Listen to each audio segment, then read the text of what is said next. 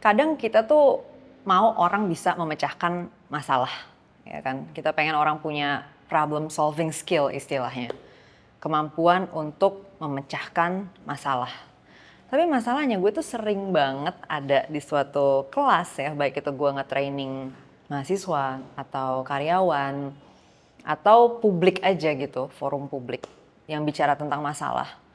Sebenarnya banyak orang tuh ternyata belum tahu apa itu masalah gitu. Gimana kita bisa memecahkan sesuatu yang bahkan kita nggak tahu sesuatu itu apa, ya kan? Sebenarnya kan ketika kita mau sampai pada titik pemecahan masalah, ada beberapa step yang harus kita lewatin. Pertama, kita harus ngerti dulu apa itu masalah. Habis itu kita baru mengidentifikasi masalah yang tepat dalam suatu situasi. Untuk kita bisa menunjuk nih, ini loh masalahnya di sini gitu kan. Nah, jadi tahu apa itu masalah, mengidentifikasi masalah dengan tepat. Habis itu kita membaca peta konsekuensinya, rantai konsekuensinya. Maksudnya kita cari tahu apa yang menyebabkan masalah itu ada, apa yang menjadi faktor-faktor penyebabnya. Nah, ini juga challenging ya kan. Kalau ininya salah udah pasti ke belakangnya salah. Kita harus tahu dulu bener nggak sih A menyebabkan B gitu kan. Nah, baru step terakhir tuh kita mendesain solusinya. Dan kalau solusinya nggak bener juga nggak solve masalahnya, nggak terpecahkan tuh masalahnya. Kita harus mencari solusi yang benar, yang tepat, yang efektif terhadap si sebab-sebab yang membuat masalahnya terjadi. Nah, dari rangkaian step pemecahan masalah ini, kita tahu bahwa step satunya tuh mengerti dulu apa itu masalah gitu. Jadi ketika gue ngelihat anak-anak ini diminta untuk mengidentifikasi masalah, gue ngebawain satu materi tentang apa itu masalah supaya mereka dapat dulu step satunya dengan benar. Gue beberapa kali mengambil contoh, misalnya gue nanya ke orang-orang, kemacetan itu masalah atau bukan? Semua akan jawab masalah. Padahal jawaban itu tuh nggak tepat gitu. Jawaban yang tepat ketika kita ditanya tanpa konteks apakah sesuatu itu masalah, cuma ada satu jawabannya, yaitu tergantung. Tergantung. Kenapa tergantung? Nah, itu yang gue bahas di dalam sesi mentoring gue bareng sama anak-anak beasiswa Malaka. So, mudah-mudahan teman-teman juga bisa dapat insights dari materi ini nantinya. Silakan disimak pembahasannya. Selamat datang di The Trial.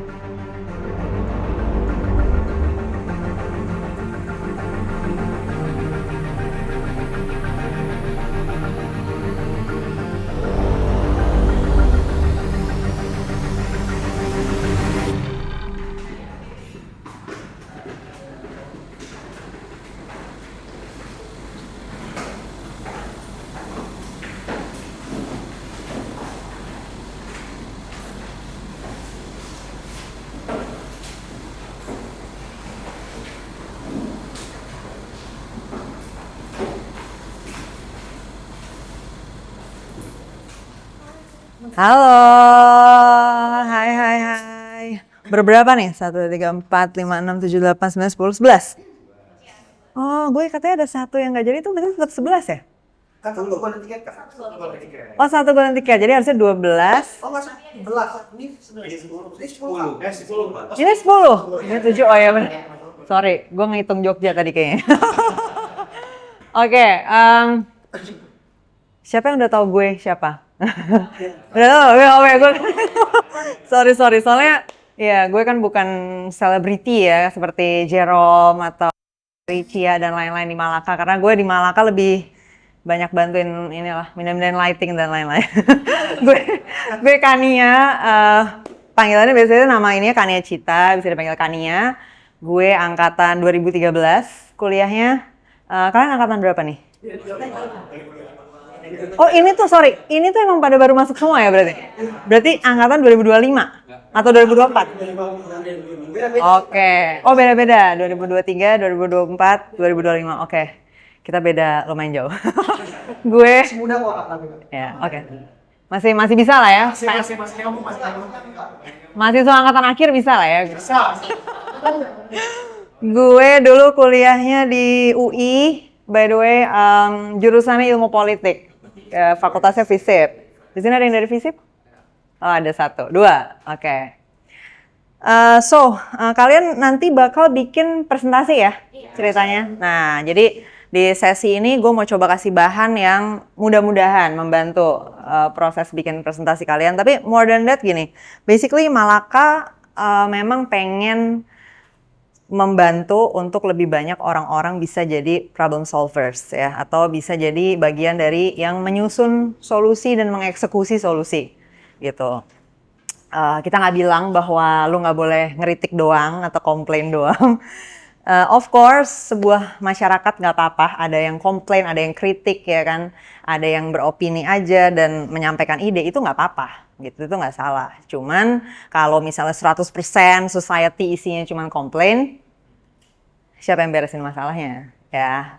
Nah, jadi gue mau make sure aja bahwa lu di sini buat jadi bagian yang beresin masalahnya ya.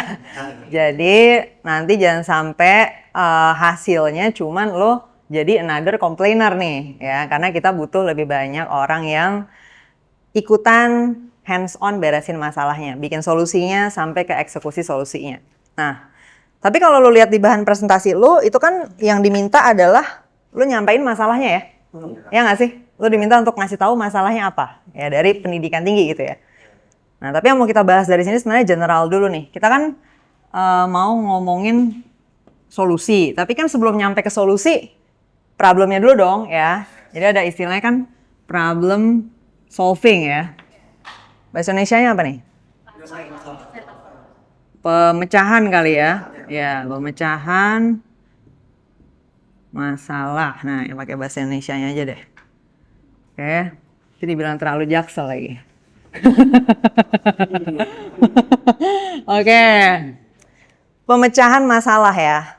Nah, sekarang kita mulai dari kata masalah dulu ya. Karena gue berkali-kali mengisi kelas problem solving dari berapa orang gitu ya. Sebagian besarnya nggak tahu masalah itu apa. Nah, sekarang siapa yang mau sharing apa itu masalah? Oke, dia duluan ya. Silakan sebutin nama. Dan ini mic-nya boleh? Runner, silakan. Paling depan.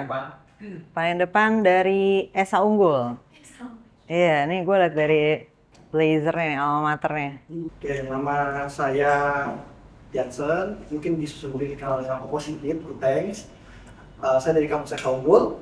Ya. Kalau ditanya masalah itu apa, saya pernah dengar dari dosen saya waktu kuliah metodologi kuantitatif, bilang masalah itu sebetulnya adalah di mana ada dasein dan dasolin tidak bertemu, di mana ada harapan dan realita yang tidak bertemu, dan itu menjadi masalah ketika harapan itu tidak sesuai dengan realita. Oke. Itu kan menurut dosen lu ya? Menurut lu sendiri?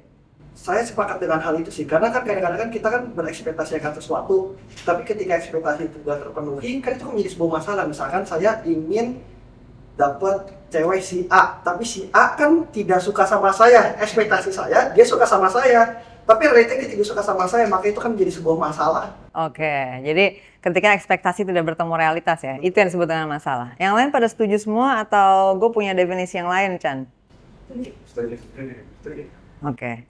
Terus kalau misalnya bentuknya bukan ekspektasi, misalnya kayak kabinet punya rencana tahun 2026 melakukan ABC, terus ternyata rencana itu nggak bisa dilakukan karena budgetnya kurang gitu. Itu masuk masalah nggak berarti kalau dengan definisi tadi? Ekspektasi dia untuk perencanaan terlalu tinggi kan, di 2026 kan, dia kan menjalankan 2026, tapi duitnya tinggi kurang kan. Berarti ekspektasi dia terhadap apa yang menjalankan 2026 itu terlalu tinggi. Terus yang disebut masalah adalah apanya dari kasus tadi?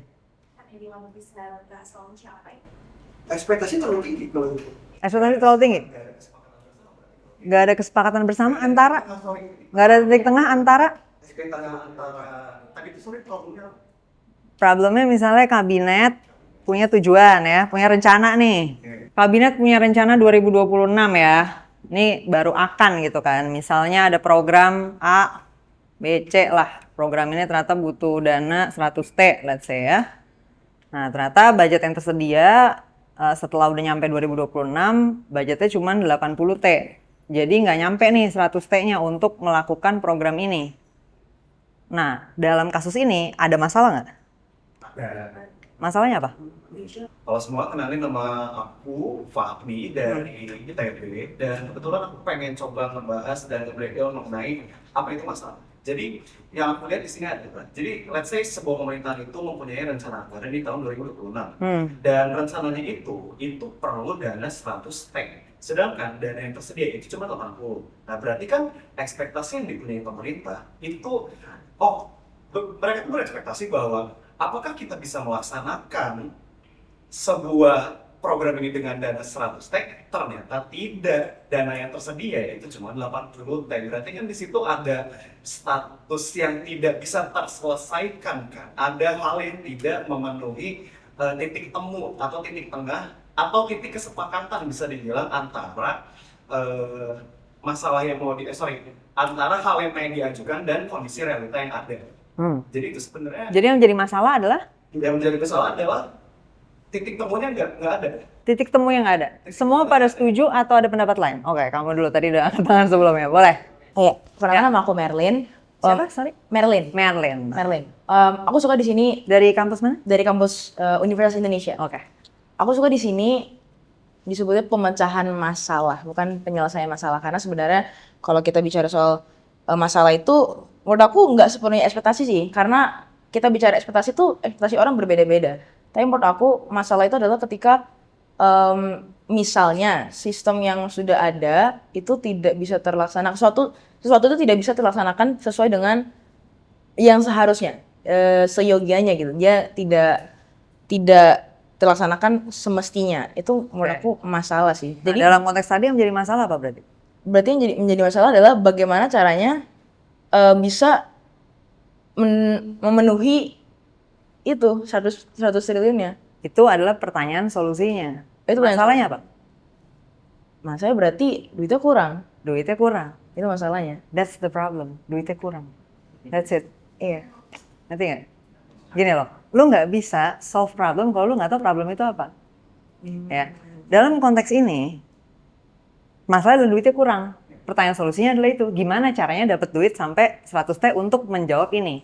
Nah, bahwa lo mau berdebat misalnya kenapa kita bikin program ABC, ya itu udah urusan lain lagi, ya.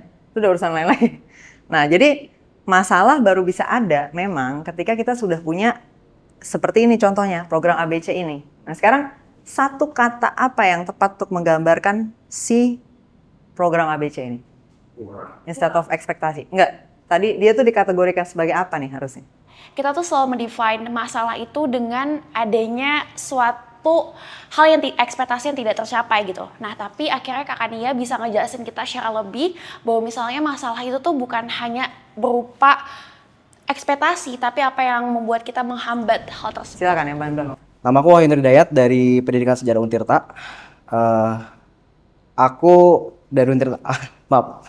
Tadi mengenai apa itu sebenarnya si A B C D E F G itu kan? Iya. Sebenarnya kan tujuan. Jadi kayak tujuan. Yes, that's the one word untuk define ABC ini. Nah, jadi kalau dengan begitu definisi dari masalah adalah Bagaimana? no, definisi nggak mungkin. Sorry. Nggak mungkin bagaimana. It has to be kalimat. It has to be pernyataan. Sesuatu yang menyebabkan tidak tercapainya tujuan. Yes. Ya kan? Sesuatu yang menyebabkan tidak tercapainya tujuan. That's what masalah means. Jadi definisi dari masalah adalah apapun yang membuat tujuan tidak bisa dicapai. Ya. Nah, bahwa misalnya tujuannya ketinggian nih atau apa, itu bukan urusan, itu udah urusan lain. Ya, itu bukan urusan kita gitu. Itu bukan urusan dari kata masalah gitu. Yang diurus oleh kata masalah adalah lo punya, let's say kita punya tujuan ya. Di sini kita bikin titik dulu. Nah, sini ya. Nah, ini misalnya titik kan ada tujuan gitu kan. Nah, misalnya dalam konteks ini kabinet punya tujuan bikin program-program ini, right? Nah, dia sekarang sebenarnya agak mirip sama yang dibahas sama yang pertama tadi Jansen ya. Kita punya ekspektasi, nah cuman gue nggak terlalu srek pakai kata ekspektasi karena benar tadi, siapa tadi yang ngasih ini ya, problem dari kata ekspektasi bisa jadi itu sulit dibuktikan juga gitu, ya kan? Karena itu adanya di pikiran orang gitu, ekspektasi itu ada di pikiran orang, gimana buktiinnya, tapi kalau tujuan tuh clear. Ketika kabinet punya program ini udah jelas jadi tujuan dia dong, ya kan? Dia tulis di dalam dokumen dia, jadi kita bisa lihat nih, Nah dengan begitu ketika lu mau mengidentifikasi masalah, lu bisa buktiin bahwa sesuatu itu adalah masalah. Nah sampai sini kita udah punya tujuan dari si kabinet tadi. Nah tapi dia belum nyampe dong tujuannya, ya kan? Jadi dia berada di posisi awal dia nih, gitu. Posisi awal dia, let's say ya realitas sekarang lah gitu ya. Realitas saat ini, gitu kan? Kelihatan ya? Nah, and then dia mau bergerak nih ke tujuannya, ya kan? Nah, yang disebut dengan masalah adalah ketika di tengah-tengah dia bergerak ini ada sesuatu yang menghambat dia, ya, yang membuat dia nggak bisa jalan ke sana, gitu. Dalam konteks ini tadi misalnya, oke, budget problem. Dia butuhnya 100, duitnya cuma ada 80. Nah, 100, dia punya 80 kurang 20 dong, 20 T, ya kan? Nah, 20 T ini yang menjadi masalah nih, ada 20 triliun gap yang nggak ada gitu untuk budgetnya untuk bisa bikin programnya yang merupakan tujuan dia. Oke? Nah, biasanya yang bikin orang salah dalam mengidentifikasi masalah adalah dia sendiri nggak tahu tujuannya apa.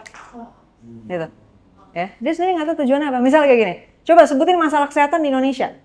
Nyebutin banyak gini. Tapi dia belum tahu sebenarnya tujuan dari kesehatan, dari program kesehatan atau penyelenggaraan Kementerian Kesehatan itu apa. Nah kalau lu nggak tahu itu, lu nggak bisa mengatakan sesuatu tuh masalah, ya.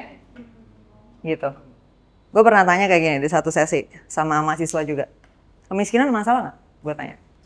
Kemiskinan masalah bukan? Masalah. Fakta. Sebenarnya jawaban universalnya adalah tergantung. Yes.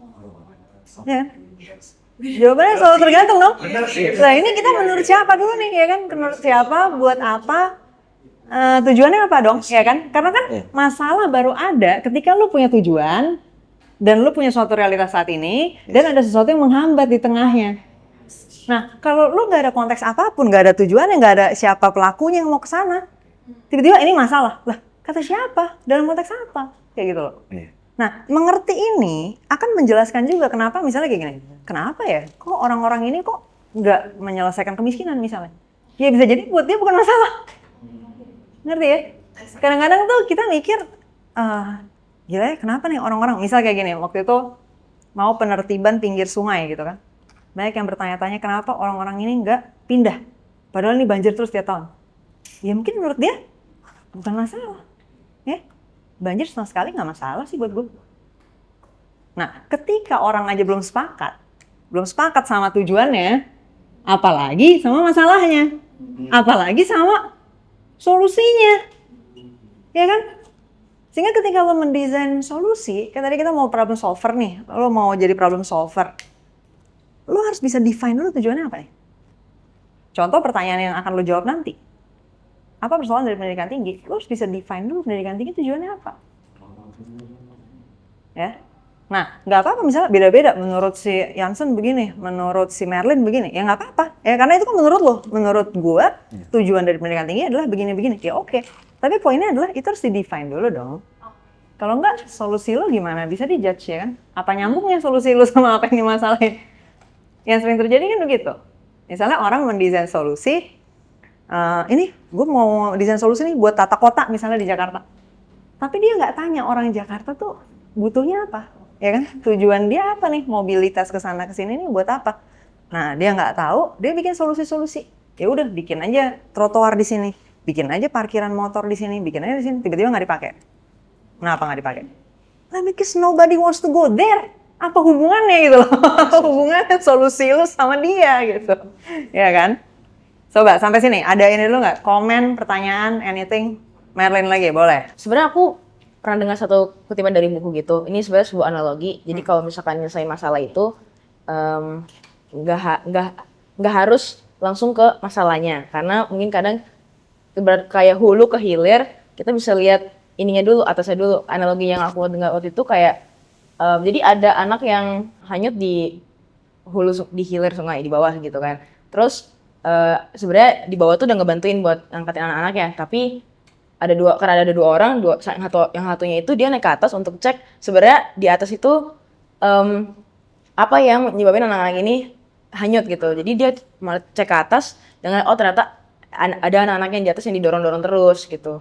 Nah, maksud aku adalah sebenarnya kalau misalkan kita identifikasi masalah itu apakah kita harus ngelihat dulu tujuannya itu apa dan disepakati dulu tujuannya itu apa. Maksudnya kayak Kalau dalam konteks ya, langsung jawab ya, Berlin. Langsung gue jawab ya. Gini, kalau dalam konteks kita punya misalnya barengan suatu komunitas atau suatu organisasi, ya emang harus disepakatin, ya kan? Tapi kan gini, kalau dalam konteks bangsa, masyarakat, kan setiap orang ini adalah warga masing-masing yang bisa menentukan masalah mereka dong.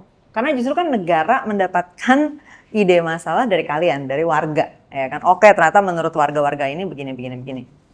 Ya kan? Nah, jadi kalian sebenarnya secara sendiri-sendiri kalau menurut gue tujuannya ini ya boleh aja gitu ya. Menurut gue tujuan bangsa tuh harusnya begini, tujuan negara tuh harusnya begini, tujuan pendidikan begini, tujuan kesehatan begini, ya nggak apa-apa. Nah, tapi ketika udah turun ke dalam suatu program, ya itu udah hasil kesepakatan di dalam suatu pemerintahan yang sebenarnya lo pilih dalam pemilu, ya kan? That's why ketika pemilu harusnya itu yang dinilai, apakah si kandidat ini membawa tujuan yang cocok sama lo gitu kan. Oh, ternyata kandidat ini nggak menganggap apa yang lo anggap masalah sebagai masalah, ya jangan dipilih dong. Karena kalau dia dari awal nggak menganggap itu sebagai masalah karena itu bukan tujuan yang mau dicapai, ya udah pasti masalah lo nggak bakal pernah diadres sama dia. Karena itu bukan hal yang relevan buat dia gitu. Nah, tapi seperti yang lo lihat dari tadi, karena masalah itu bertumpu pada tujuan, maka memang dia relatif ya. Gitu. Nah, ini ada salah satu klip sesi gue waktu itu sempet rame. Gue nggak tahu kalian pernah lihat atau enggak. Intinya gue tuh ngomong soal data. Iya, kayaknya harusnya itu rame banget dan orang pada nanyain ke gue, tapi gue bilang, itu kan potongan 10 detik ya. Dari sesi gue 1,5 jam. Jadi gue juga kayak, ya of course penjelasan gue bukan itu. Nah, penjelasan gue ini sebenarnya. Penjelasan gue adalah, ketika lo mau pakai data, data itu bisa berlaku ketika lo sudah mendefinisikan ini. Gitu loh. Iya nggak? Ya maksudnya kan sains kan nggak bisa ngasih lu tujuan hidup ya. Lo nggak bisa buka jurnal ilmiah nyari tujuan hidup apa nih. Tujuan hidup yang baik adalah begini-begini, nggak ada. Bahkan sains nggak bisa ngomong misalnya apakah lo harus minum air putih 8 gelas per hari ya. Atau harus jalan 10.000 kaki per hari, nggak bisa. Sains dan data itu bisa menjawab apakah jalan kaki 10.000 per hari itu bikin umur lo lebih panjang, bisa. Atau apakah itu mengurangi resiko penyakit jantung, penyakit kanker, dan lain sebagainya, bisa. Tapi the choice untuk lo mau hidup lebih panjang, that's not something science can answer. Science nggak bisa jawab buat lo, oh lo harus lebih panjang hidupnya lo. Siapa dia yang ngatur-ngatur gue ya? Nggak bisa ya. Gitu. Sains nggak bisa jawab itu, data nggak bisa jawab itu gitu. Maksudnya adalah ya itu lo harus tentuin dulu ya. That's why ketika lo ngelihat oh masalah tuh didefinisikan berdasarkan apa yang menghambat tujuan. Nah artinya kita bertumpu pada tujuan dulu kan akhirnya gitu.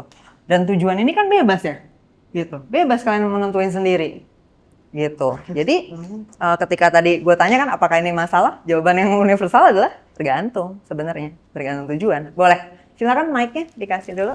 Halo Kak Nia, sebenarnya perkenalkan nama aku Marsha, aku dari Fakultas Hukum Universitas Padjadjaran. Marsha. Okay. Aku sebenarnya pengen nanya sih Kak, dan ini juga salah satu concern aku juga kemarin. Aku tuh ngerasa, karena aku jadi mahasiswa Fakultas Hukum juga ya, terlalu banyak kayak aku rasa tuh tujuan-tujuan yang pengen aku capai. Kayak misalnya let's say, aku pengen lulusan Fakultas Hukum itu benar-benar mengerti hukum secara tidak hanya secara positivistik, tapi secara norma yang di belakangnya juga.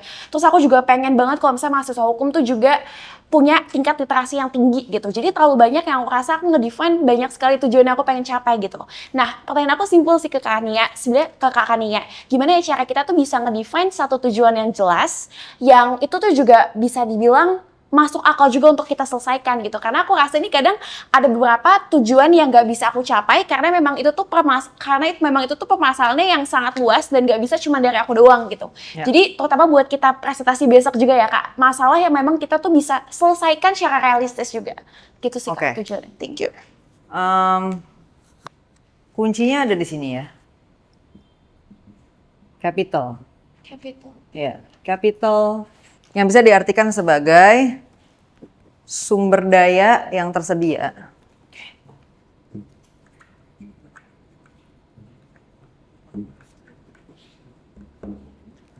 untuk tadi kan, lo mau mengalokasikan itu untuk mencapai suatu tujuan, Yes. ya. Nah, tujuan kapital di sini kan sebenarnya modal ya. Cuman modal dalam konteks ini adalah sumber daya yang tersedia untuk lo mencapai suatu tujuan, ya. Nah, ini nih. Nah, sumber daya ini bukan berarti harus lo milikin sendiri. Misalnya gini, lo ngelihat ya bahwa dari suatu tujuan untuk mencapai itu ternyata dibutuhkan ya A, B, C, D lah gitu kan. Nah gue cuma punya A misalnya. Oke. Ya. Ya kayak contoh misalnya gue lah, dalam segala hal yang gue bikin gue gak pernah punya duit. Karena gue datang dari keluarga miskin, single parent nyokap gue. Kerja 13 jam sehari, makan 1 bungkus nasi berempat, segala macem. Gue gak punya internet di rumah, gue gak punya gadget, gue gak grow up dengan pengetahuan referensi berbagai film, berbagai lagu, segala macam karena gue nggak punya akses internet di rumah gitu kan. Gue nggak pernah punya monetary asset dong. Si duit yang misalnya kalau lo mau bikin bisnis lo butuh modal, let's say misalnya berapa? 4M gitu kan. Misalnya kalau bisnis-bisnis yang gue bangun selama ini mungkin minimal ya kalau sekarang 1M kali ya. Untuk lo bisa running di skala let's say 2.000-3.000 users gitu kan. Kalau bukan digital ya, misalnya barang jadi gitu kan. Gue gak punya duit segitu untuk modalin apa yang mau gue capai. Nah, tapi bukan berarti, berarti gak bisa gue lakuin nih. Ya enggak dong. Karena misalnya, ternyata si B punya nih gitu. Siapa gitu kan, orang yang jelas nih gue tahu dia lebih kaya, pasti punya duit gitu kan. Nah, bisa aja dia mau mencapai tujuan yang sama. So, sumber dayanya bisa aja datang dari dia. Gitu. Jadi, cara mikirnya capital ini jangan terbatas pada Diri kita. apa yang lo punya sendiri. Karena untuk tujuan-tujuan yang lumayan besar, misalnya kayak tadi, gue mau bikin semua mahasiswa fakultas hukum gini-gini, itu tujuan yang sangat besar. Jumlah mahasiswa hukumnya ada berapa, ya kan? Lo mau bikin mereka jadi gini-gini, itu tujuan dalam skala besar. Which means, udah hampir pasti nggak bisa lo lakuin sendiri. Nah, maka cara lo mikir adalah komposisi tim yang tepat untuk bisa mencapai tujuan itu. Mereka harus bawa campuran kapital yang pas dong. Jangan sampai kayak misalnya gue kumpulin orang semuanya kapitalnya otak. Nggak ada yang bawa duit, nggak ada yang bawa network misalnya. Ya terus siapa yang nyambung semua ide ini gitu kan? Ya bikin ide doang jadinya bos gitu kan? Atau enggak kumpulin orang semua yang punya duit. Ya duitnya mau diapain gitu kan? Ya. And that explains so many political players gitu ya. Duitnya banyak banget. Duitnya udah nggak terbatas lah gitu kan orang-orang ini. Menang nggak pemilu? Enggak. Kalah di pemilu. Kekuasaannya. Kalah di pemilu. Kenapa? Strategisnya nggak ada. Atau networknya ternyata nggak nyampe. Lo mau punya duit berapapun, networknya nggak ada, siapa yang milih bos? Ya kan? Organisasinya udah loyalty-nya keseberang semua. Poinnya adalah, komposisi kapital yang tepat itu adalah kunci untuk si pelaku ini bisa mencapai tujuannya. Ya. Let's say apakah itu lo, apakah itu negara, sama aja. Negara bikin komposisi kabinet, komposisi pemerintahan di dalamnya, staff sus segala macam sama. Kalau misalnya komposisi kapitalnya salah, ya pasti nggak nyampe ke tujuan. Ketika lo butuh A, B, C, D, semua orang bawanya A sama B doang yang nggak nyampe. Lo harus ada A, ada B, ada C, ada D gitu loh. That's why tadi gue bilang kan, di Malaka ada selebritisnya, ada tukang lampunya gitu loh. Nah kalau nggak semua selebritis itu siapa yang megangin lampu bos? Nah gitu simple ya kan. Nah that's why tadi gue bilang ya ada kayak Jerome, Ferry, Coki, Cia dan lain-lain yang emang selebriti. Ada orang kayak gue yang emang nyorotin lampunya di selangkung. Nah poinnya adalah komposisi kapital yang tepat itu yang menjadi penentu nantinya. Apakah tujuan lo bisa tercapai? Nah tapi gue mau ngasih catatannya adalah gini. Tadi kan lo nanya bagaimana menentukan itu di level individual ya. Nah itu bisa jadi beda dalam konteks presentasi yang akan lo bikin. Karena presentasi yang lo bikin kan levelnya negara. Penyelenggaraan pendidikan tinggi di level negara. Nah berarti komposisi kapitalnya nggak bisa cara mikirnya cuma satu orang bukan gitu dong. Negara kan punya otoritas terhadap semua hal yang ada di negara ini. Artinya bukan soal siapa si A, si B, si C yang diajak, bukan gitu. Tapi it can be about gimana negara treat korporasinya misalnya. Nge-treat penyelenggara universitasnya misalnya. Atau peserta didiknya justru, atau parentsnya, atau siapa nih stakeholders yang mau dilibatin sebagai penyumbang capital untuk penyelenggaraan itu. Nah itu semua bisa dilibatin sebagai variabel yang lo masukin di dalam analisis lo. Silakan. Oke Kak, perkenalkan nama saya Diki Wahyudi. Diki. Iya Kak, dari Ilmu Komunikasi USU. Oke. Universitas Sumatera Utara. Nah, pertanyaan saya tadi kan kakak udah ngebahas di tujuan dan di masalahnya itu sendiri. Tapi bagaimana kita sendiri tuh mengidentifikasikan si realitasnya itu sendiri, Kak? Contoh misalnya kan kami nantinya akan membahas tentang permasalahan di perguruan tinggi. Mungkin di perguruan tinggi A itu realitasnya tidak sama dengan perguruan tinggi B. Apakah si masalah ini tetap bisa dikategorikan sebagai suatu masalah ketika nggak dirasakan sama si organisasinya itu sendiri gitu secara general lebih lanjut Kak gitu. Oke. Thank you Diki pertanyaannya. It's really good question ya. Jadi kita harus ngerti di sini konsep skala ya, skala dari suatu masalah.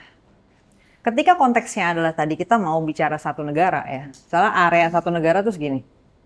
Nah kalau misalnya lu masih berkutat di let's say Univ A, Univ B itu ngapain, gua rasa analisis lu kemungkinan besar kurang tinggi. Kurang tinggi itu maksudnya kurang atas nih POV-nya. Ya jadi kalau lu tahu ada konsep helicopter view, bird eye view tau ya. Jadi berarti kan gini, misalnya ini realitas. Nah kalau lu ngeliatnya dari sini, sama dari atas ini beda dong. Nah semakin gede skalanya harus semakin tinggi ngeliatnya nih. Ya, karena gini, lu nggak bisa ngomongin problem dari kepolisian di Indonesia dengan fokus ke Polsek Depok misalnya gitu kan. Ya, nggak bisa gitu. Pasti nggak tersambung nih. Karena gini, yang harus lu lihat adalah, bentar deh, di kampus ini masalah gini, di kampus ini masalah gini. Akarnya apa ya? Harus naik lagi gitu. Ini ada akarnya lagi nggak ya di atasnya ini gitu loh. Si dua masalah yang seemingly berbeda ini ya gitu. Karena kadang-kadang kalau lu udah lihat nih, ini masalahnya ini beda nih. Tapi nanti kalau lu tarik lagi atasnya, ternyata ada lagi akarnya yang sama. Nah, belum harusnya solve di level atasnya itu. Karena kita bicara analisis masalah di skala negara tadi kan. Kita bicara di skala negara. Dan ini juga yang seringkali menjadi masalah di dalam kebijakan publik. Karena kadang-kadang kebijakan publik kita kurang tinggi lihatnya. Ya, matanya ngeliatnya dari sini. Atau dari sini gitu. Terlalu sempit. Akhirnya dia bikin solusi, diaplikasikan di level nasional, nggak nyambung. Ya, nggak nyambung jadinya gitu. Karena ini problemnya beda. Ini tuh di daerah ini nggak bisa kayak gini, di daerah ini nggak bisa kayak gini. Akhirnya jadi nggak nyambung. Nah, jadi harus dilihat. Nah, kalau emang misalnya, tapi kalau misalnya di level nasional, tapi sebenarnya dia tadi per daerahnya memang harus beda nih. Ya nggak apa-apa, di-define aja. Menurut gua, kalau di region yang begini-begini, masalahnya begitu gitu kan, beda. Yang ini beda lagi, gue kategoriin nih. Misalnya gue jadi mau mengkategorikan nih Chan, pendidikan tinggi di negara ini menjadi 4 kategori let's say. Ya, daerah A, daerah B, daerah C, daerah D dengan definisi sebagai berikut. Bisa. Ya, tapi itu dia, intinya adalah lo harus ingat, analisis masalah lo di sini di skala nasional. Nah artinya lo nggak bisa bertempur di isu-isu kayak misalnya, tapi di kampus A itu rektornya gini. Itu isu perintilan, ngerti nggak? Itu udah nggak relevan to the system gitu. Karena justru disitulah seringkali kita juga ketika mengkritik sistem jadi nggak tepat. Karena cara kita mengkritik belum sistemik gitu. Ya, kalau mengkritik sistem itu dia mainannya formula guys. Kayak misalnya kita bikin formula gitu ya, X tambah Y gitu kan. Nah konsepnya dalam sistem ini, lo harus bikin formula kayak gini. Sehingga di kampus A tinggal dimasukin X-nya berapa, Y-nya berapa gitu kan. Bukan lo fokus ke kampus A, masalahnya berarti ini nih. Padahal ini nggak bisa dijadiin formula gitu loh. Nah akhirnya nggak bisa jadi sistem dong. Kayak misalnya orang pernah dengar nggak istilah gini? Tax the rich. Pernah dengar ya? Ya. Tax the rich. Nah ini masuk ke pertanyaannya Marsha juga nih tadi. Kan dia nanya ya, gimana kita tahu realistis atau enggak gitu kan. Tujuan yang mau kita capai. Nah ini salah satu contoh permasalahan nih. Tax the rich ya. Nah ini kan banyak yang bilang kita harusnya pajakin orang kaya. Gue selalu tanya simple pertanyaan gue. Ini bentuknya apa? Pajak ini bentuknya apa? Majakin apa? Apa yang dipajakin? Pendapatan mereka. Kayak gitu Pendapatan, barang dan lain sebagainya kan, which is mereka udah dipajakin di situ. Dan ketika mereka ngomongin the rich yang mereka omongin, misalnya mereka nyebutin Jeff Bezos atau nggak Elon Musk segala macam, angka yang mereka pakai bukan angka pendapatan, angka yang mereka pakai adalah angka wealth. Nah, wealth ini sangat berbeda dengan cash gitu loh. Sangat berbeda dengan pendapatan bulanan orang yang misalnya gue dapat gaji 10 juta, 10 juta, 10 juta. Itu cash 10 juta, 10 juta, 10 juta. Wealth itu bukan kayak gitu. Nah sekarang kalau lu mau majakin wealth, how do you do it? Gimana cara lu majakin wealth? Apakah si Elon Musk disuruh nge-liquidate semua aset dia? Jadi nggak adil. Berarti Tesla ditutup semua. Iya, nggak adil. Bukan cuma nggak adil. What are the problems yang emerge dari situ? Muncul lagi dong masalah baru. Karena kan tadi kan tujuannya apa? Tujuannya kita mau bikin masyarakat lebih sejahtera dengan memajakin mereka. Tapi ketika lo majakin mereka, kita pakai angkanya wealth. Wealth ini harus di-liquidate semua, jadi cash. Di-liquidate semua, jadi cash. Berarti gue tutup semua nih bisnisnya dia. Sekarang berapa puluh ribu orang nggak ada kerjaan? Kira-kira itu. Ratusan ribu orang nggak ada kerjaan, right? Nah itu kan contoh hal-hal yang kalau misalnya lu skala, nah again ya, kalau skala berpikirnya sempit, cuman ngelihatnya, oh ini Elon Musk kayak gini. Nah padahal gini, itu baru masalah teks tadi yang gue tanya. Yang berikutnya, ini. Definisi rich-nya. Subjektif. Bukan cuma subjektif, gini ya, contoh. Kalau misalnya dalam konteks bisnis. Nggak semua bisnis itu kan udah sebesar, apa yang besar ini? Jarum, gitu kan. Ya. Nggak semua orang berbisnis tuh duitnya udah di level itu. Atau misalnya kita mau definisikan bahwa, oh yang gue mau pajakin gede, bisnis-bisnis yang pendapatannya let's say minimal 20 miliar per tahun. Terus kalau tahun depannya dia nggak 20 miliar gimana? Iya, berarti What do you do? Nah nggak bisa terus gimana? Ya maksudnya makanya berarti kan harus ada sistemnya lagi kan yang mengatur itu kan. That's my point. Kalau misalnya lo berpikir dalam rangka ya tinggal gini aja, tinggal gini, nggak itu nggak jadi sistem gitu loh, ngerti nggak? Sistem itu lo harus kunci semua definisinya nih, ya kan? Teks ini apa, sistemnya mekanismenya pakai apa, rich ini siapa, skalanya gimana, berapa, skala bisnisnya berapa, ya kan? Yang dihitung per tahun apakah bisa ganti-ganti atau gimana? Apakah setiap 2 tahun gantinya, dievaluasinya gimana? That's system, gitu. Sistem nggak sesimpel, ya udah ini ngapain nih dia duitnya banyak tapi nggak baik gitu. Jadi ya ini harus ada sistemnya gitu. Ya gimana? Oke, gue ngerti. Lo ngeliat Taylor Swift lo kesel nih orang naik pesawat mulu nih kemana-mana, ya kan? Ini harus dikurangin dong, carbon footprintnya harus dipajakin. Ya gimana ngajakinnya? Sistem bicara soal sistem, itu harus bikin formulanya. What are the variables yang mau lo ambil, definisinya apa, ukurannya berapa. Nah itu, kalau ini kita udah bicara solusi kalau ini ya. Nah, tapi kalau misalnya lo identifikasi masalah, dalam konteks skala tadi, poinnya adalah jangan lupa ngelihat bigger picture-nya gitu. Jangan sampai lo kekunci di masalah di satu kampus gitu kan. Yang mana ternyata masalah itu juga anekdotal, maksudnya itu cuma terjadi di satu kampus, literally cuma di satu kampus misalnya. Ya ngapain kita ngidentifikasi masalah ini, nyelesain masalah ini nggak berdampak apapun ke kampus lain kan. Karena kita cuma nyelesain kampus A ini doang gitu. Dan bahkan furthermore, lo bisa berpikir di luar kerangka kampus itu sendiri. Ketika misal lo mendefinisikan pendidikan tinggi dengan suatu tujuan, ya kan? Terus ternyata lo bisa buktiin bahwa tujuan ini bukan cuman di serve atau dicapai oleh misalnya kampus, ya. Misalnya ternyata tujuan ini bisa loh dilakuin bukan lewat kampus, tapi lewat apa yang lain-lain lah, entitas lainnya. Ya berarti kita bisa lupain bahkan masalah kampus, buang aja orang kita mau pindah ke sini gitu kan, bisa. Nah kayak gitu loh. Ya, jadi maksud gue berpikir pada bird eye view adalah lu lihat semua groundnya emang secara full gitu loh. Jangan sampai kekunci di satu koridor yang sebenarnya itu bukan koridor yang harus lu pegang gitu. Pagar-pagar ini cuman terjadi ketika lu mengambil jalan ini misalnya.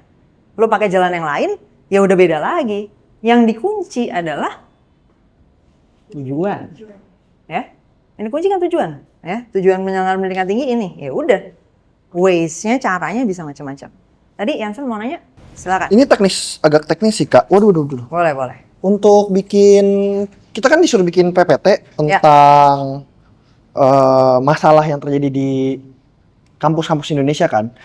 Lebih tepatnya pendidikan tinggi. Pendidikan tinggi di Indonesia. Dan that's exactly yang tadi gue bilang, bahwa pendidikan tinggi itu bisa jadi bukan berarti kampus ya. Betul. Karena tergantung lo mau mendefinisikan tujuannya apa. Oke. Pendidikan tinggi di Indonesia. Nah, itu kan berarti kita harus melihat bahwa ada dalam yang tadi menarik itu adalah bigger scope-nya. Gitu kan, harus melihat masalah yang bigger picture-nya. Tapi kan banyak orang yang aku lihat di skilling aku, bahkan aku juga masih kesulitan untuk bagaimana sih Kak ada untuk melihat bigger pictures-nya, karena kan kita yang bikin PPT ini semua kadang-kadang kan berasal dari keresahan pribadi yang kita rasakan di universitas masing-masing, tapi gimana kita bisa membuktikan bahwa realitas saat ini tuh jadi ada masalahnya gitu, Kak. Untuk membuktikan bahwa itu bukan masalah lo doang. Iya gitu. Kalau itu lo harus observasi, ya lo harus tanya ke sekitar lo. Lo ngalamin ini juga, lo nganggap ini masalah juga nggak gitu. Itu bisa satu cara. Atau yang lainnya adalah balik lagi ke definisi tujuannya. Kalau misalnya memang masalah yang lo bilang itu menghambat tujuannya, ya harusnya dengan sendirinya itu otomatis menjadi masalah buat semua dong. Tapi kalau misalnya enggak, ya justru lo tanya ke diri lo sendiri kenapa itu jadi masalah. Iya kan? Lo kalau nggak ada hubungannya sama tujuan dari ini, ya ngapain gua anggap itu masalah tuh begin with gitu. Chan, gue masalahnya gini Chan, gue 4 tahun kuliah, udah gebetan gue 10 nggak ada yang nyembus nih. Ya tujuan pendidikan tinggi bukan ngasih lo pacar masalahnya gitu kan, jadi nggak nyambung dong itu jadi masalah ya kan. Exactly gitu. Jadi kalau misalnya, kalau misalnya lo tanya ke diri lo sendiri, ini masalah nggak buat lo? Ini masalah buat gue. Ini nyambung nggak sama tujuan dari penyelenggaraan? Nyambung. Ya udah pasti itu masalah buat orang lain juga dong. Secara otomatis, karena kan semua orang berada di dalam tujuan ini, gitu. Kalaupun mereka nggak nyadar itu masalah mereka gitu. Lo nggak usah pikirin bahwa orang lain nggak menyadari itu. Tapi kalau lo sudah membuktikan bahwa ini menghambat tujuannya, in and of itself udah by definition sebuah masalah. Itu sih Kak, kemarin kalau topik yang aku sedikit bahas itu kan tentang pembungkaman yang terjadi di universitas kan. Masalahnya banyak orang yang masih belum, tadi permasalahan itu kan aku merasa bahwa ada orang yang banyak yang tidak sadar. Ya balik lagi, buktiin dulu itu. Iya makanya kalau gitu kita harus membuktikan realita itu bahwa itu akan menjadi masalah kan sebetulnya kan. Yang harus dibuktikan adalah itu menghambat buat tujuannya. Itu yang harus lo buktiin. Ya. Jadi ketika lo mengidentifikasi suatu masalah, ini pembuktian yang harus lo lakukan gitu. Oke. Nah, tapi pembacaan realitas sendiri ini adalah komponen yang penting ya dalam pengidentifikasian masalah maupun kalau misalnya nantinya lo next step-nya adalah menyusun solusinya. Ya. Jadi gue selalu bicara tentang peta realitas ya, gitu. Peta realitas ini sebenarnya bicara soal rantai konsekuensi gitu ya. Jadi kalau misalnya ada sebab di sini, oh ternyata akibatnya ke sini gitu kan.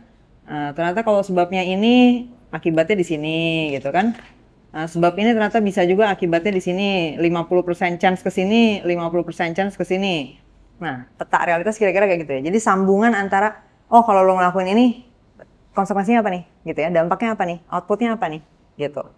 Nah, membaca ini biasanya gue selalu bilang ya pakai istilahnya scientific thinking ya dan scientific method gitu. Scientific thinking dan scientific method simpelnya bukti. Simpelnya adalah lo mencari bukti yang menunjukkan bahwa realitasnya seperti itu. Nah, ketika lo mengidentifikasi masalah, lo kan harus tahu realitas saat ini. Ya. Nah, lo harus pastiin itu benar dulu gitu. Kayak misalnya gini, gue pernah ada perdebatan lumayan panjang tentang gender pay gap. Ada yang familiar dengan isu gender pay gap atau ketimpangan upah gender? Ya, yang intinya dikatakan bahwa ada ketimpangan upah antar orang yang terjadi simply karena mereka beda gender. Misalnya karena gue cewek, gaji gue lebih rendah. That's it. Katanya seperti itu. Nah, tujuannya yang mau dicapai adalah orang semua mendapatkan kesempatan yang adil dalam bekerja. Nah, sehingga ketika ada diskriminasi seperti itu, dia menjadi hambatan, dia menjadi masalah. Tapi hambatan itu sendiri harus terbukti benar dong, bahwa itu memang ada. Ya nggak? Kayak misalnya gini, gue mau menyelesaikan masalah atap bocor, gue harus buktiin dulu bener atapnya bocor ya kan? Kalau misalnya atapnya emang nggak bocor, dan setiap hujan pun nggak ada air yang turun, lo manggil tukang sampai 1000 kali datang juga, ya nggak ada yang bisa diberesin dong. Apa yang mau diselesain? Orang bocornya juga nggak ada, ya kan? Airnya juga nggak ada yang bisa akhirnya nggak ada yang bisa dites juga kan? Setelah udah dibenerin pun gentengnya apa yang mau dites? Emang dari awal nggak pernah terjadi gitu. Nah, dalam konteks diskriminasi upah tadi, pertanyaan gue sederhana. Bagaimana cara membuktikan bahwa upah itu berbeda karena suatu variabel tersebut? Entah apapun itu ya, entah itu berdasarkan gender kayak, berdasarkan senioritas kayak, berdasarkan kompetensi bahkan. How do we know perbedaannya karena itu? Dan yang perbedaan yang benar itu karena apa? Harus karena apa? Yang dianggap benar. Karena gini, kalau misalnya lu nggak punya cara pembedaan yang benar, lu nggak bisa mendefinisikan cara pembedaan yang salah dong. Bener nggak? Iya, benar. Kan orang kan upah beda-beda kan? Orang gaji bisa beda-beda nih di semua perusahaan. Nah, lu pinpoint satu variabel doang nih, bahwa ini salah ketika gender yang beda. Nah, sekarang gue tanya, yang benernya berdasarkan apa? Ya kan? Harus jawab itu dulu dong. Iya nggak? Nah, nanti kalau lu identifikasi masalah gitu, misalnya lu mau bilang ini masalah, lu harus tahu dulu benernya gimana. Kalau misalnya lu nggak tahu benernya gimana, lah kenapa tiba-tiba ini jadi salah kayak gitu loh. Boleh, nanti kita lanjutin ya. Ini belum selesai nih topik si gender pay gap ini. Gender pay gap dan masalah, yes. Dan apa namanya, identifikasi masalah ya. Sampai nanti pemecahan masalah. Apa yang Kak Chania omongkan dengan apa yang kita siapkan, dengan logika-logika yang benar-benar runut banget, benar-benar isinya tuh kalau daging semua gitu.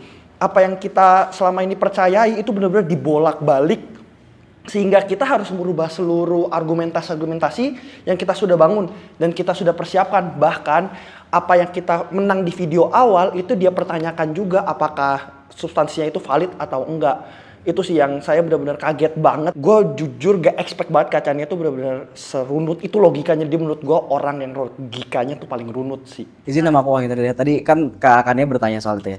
Siapa tadi namanya? Aku Wahyu Hidayat dari Untirta Wahyu. Pendidikan Sejarah. Ya, Hidayat, Wahyu. oke. Jadi kan tadi Kakak nanya soal sebenarnya pembagian gaji yang tepat yang mana sebenarnya Iya, kayak gimana yang sih? benar Dan berdasarkan apa? Berdasarkan apa sebenarnya kan? Balik lagi kalau misalkan kita mau bahas sebenarnya kalau cara pembuktian dulu ya, sorry.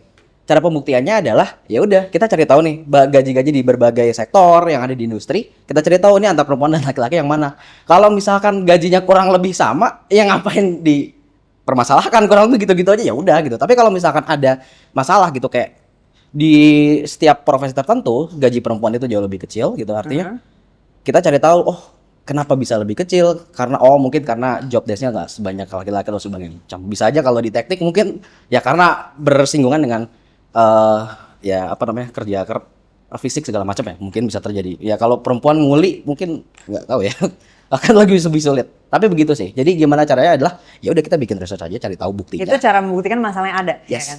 Nah, yang dilakukan selama ini, cara membuktikan masalah itu ada, adalah dikumpulin semua.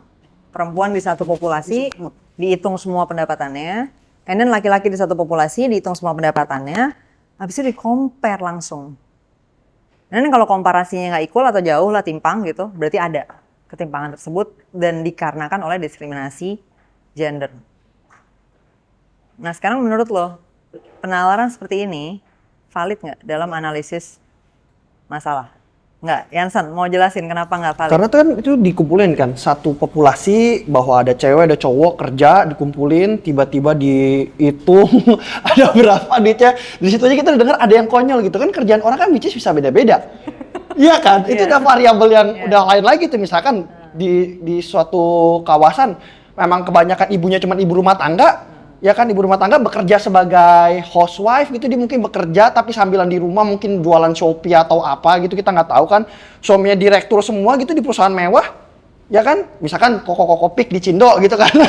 Ya kan, mereka kan pada punya istri tuh dikasih bisnis kecil-kecilan lucu-lucu, minum Thai tea gitu-gitu yang rugi setiap saat gitu kan, tapi yang penting istrinya kerja apa gitu kan. Itu kan udah jadi satu variabel yang lain. Kalau tiba-tiba di-compare kayak gitu, datanya aja kan kita kompleks, manusia tuh kompleks Kak. Jadi kalau cuma diambil satu data gitu dong, konyol kesannya. Oke, gitu. yang lain ada yang mau nambahin atau setuju doang? Atau boleh?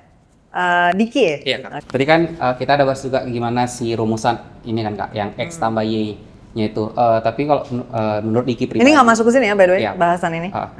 Misalnya gitu berarti yang salah itu sebenarnya masalahnya adalah cara metodologi penelitiannya dong Kak. Maksudnya kayak gimana sebenarnya kita nentuin cara menemukan masalah itu sendiri. Ya mungkin toolsnya yang salah tadi, yang kayak mana sih populasi yang dikumpulin, dan mungkin memang based on teori-teori metodologi mungkin yang digunakan itu memang seperti itu mungkin yang kebanyakan peneliti gunakan untuk tahu realitas, sementara realitas itu sendiri nggak menggambarkan realitas yang benar-benar realitas mungkin gitu. Oke. Itu satu hal dari bahasan yang udah dibahas ya, adalah bagaimana kita menentukan bahwa terjadi diskriminasi atau enggak. Nggak bisa dong kalau cuma dicampurin aja semua, karena bisa jadi profesinya beda-beda dan lain sebagainya. Nah tapi ketika lo coba pikir lebih dalam lagi, nah ini tadi yang mau gue bilang juga di sini ya. Sebenarnya ketika tadi ditanya bagaimana sih cara kita akhirnya menemukan, oh ini nih ternyata masalah paling atasnya lah gitu ya. Sebenarnya lo harus selalu bertanya kenapa ya. Kuncinya tuh emang nanya kenapa nih. Misalnya tadi lo nemuin masalah di sini, ini kenapa kayak gini, ini kenapa kayak gini. Nah sama kayak tadi, misalnya lo nemuin masalah, ini kok ketika dikumpulin gaji-gaji cewek kok lebih rendah ya. Nah ternyata ditanya kenapa kayak gitu, ya kan kita tanya dulu nih kenapa nih bisa kayak gini. Nggak bisa langsung nyimpulin dong ujuk-ujuk, ini pasti karena dia cewek nih, ya nggak kayak gitu kan. Justru kita uji dulu kan, bener nggak nih karena apa nih. Nah ternyata, oh mungkin bener ternyata karena profesinya emang beda gitu. Ternyata emang 80% cowok profesinya apa yang gajinya lebih tinggi, sementara cewek profesinya apa yang emang gajinya lebih rendah. Misal seperti itu, maka itu menjelaskan dong. Jadinya bukan gara-gara dia diskriminasi berdasarkan gendernya. Nah tapi lebih akarnya lagi dari itu adalah pertanyaan gue tadi. Gue tanya gini, sekarang gaji itu penentu yang benarnya tuh harus berdasarkan apa? Nah kalau jawaban simpel yang orang akan bilang apa? Kompetensi dong, ya nggak? Setuju nggak? Setuju nggak? Meritokrasi dong, kita cara berdasarkan kompetensi dong. Oke, sekarang gue tanya, aktor Hollywood itu definisi kompetensinya apa? Acting yang bagus. Acting yang bagus. Yang menilai acting yang bagus seperti apa siapa? Banyak Akademi. bisa Can be anything kan? Bisa dari sutradaranya. Ya menurut gue bagusan dia. Nah terus gimana cara lu buktiin dia didiskriminate karena gendernya bukan karena kompetensinya? Kalau misalnya kompetensi dia dinilai emang lebih rendah menurut si sutradara ini misalnya. Kan bebas kan? Namanya lu menganggap acting yang bagus atau enggak kan bebas bos, ya nggak sih? Ya. Nah, ukuran kompetensi itu sendiri menjadi kompleks akhirnya gitu. Nggak sesimpel kayak gue bisa bilang langsung misalnya kayak gini, ada dua manajer, ada dua manajer, kelompok manajer lah ya, kelompok cewek, kelompok cowok sama-sama manajer marketing misalnya gitu deh. Jabatannya sama-sama manajer marketing. Tapi dari perusahaan yang beda-beda. Nah, ketika gue buktiin, ini cewek-cewek gaji lebih rendah. Berhasil nggak gue buktiin bahwa berarti ada diskriminasi gender? Belum tentu kan? Ya nggak? Belum tentu kan? Bisa aja oke, nggak jago itu satu. Tapi bisa juga dari perusahaannya. Kan mereka dari perusahaan yang berbeda-beda nih.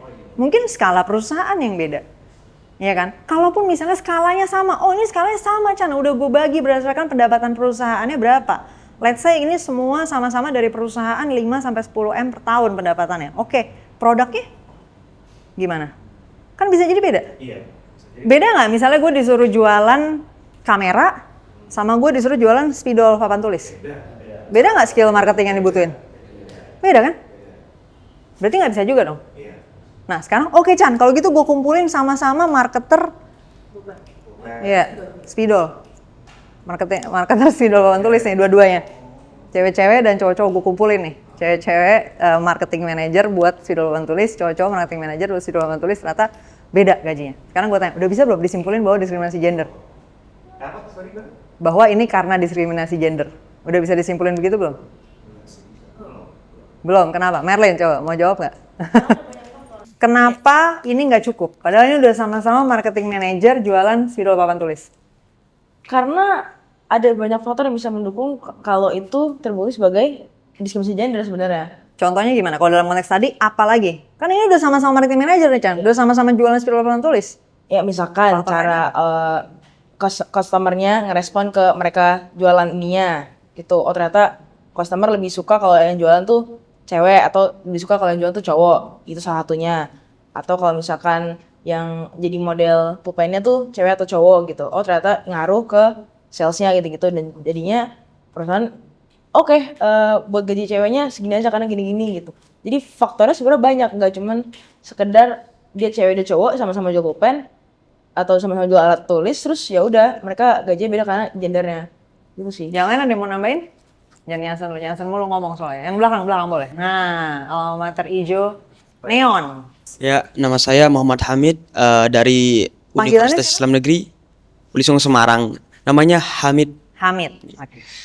Jadi terkait dengan pemecahan masalah ya, dan coba saya elaborasikan dan coba saya jelaskan pelan-pelan ya terkait dengan segala macam penjelasan dari teman-teman maupun dari kakak Kenicita.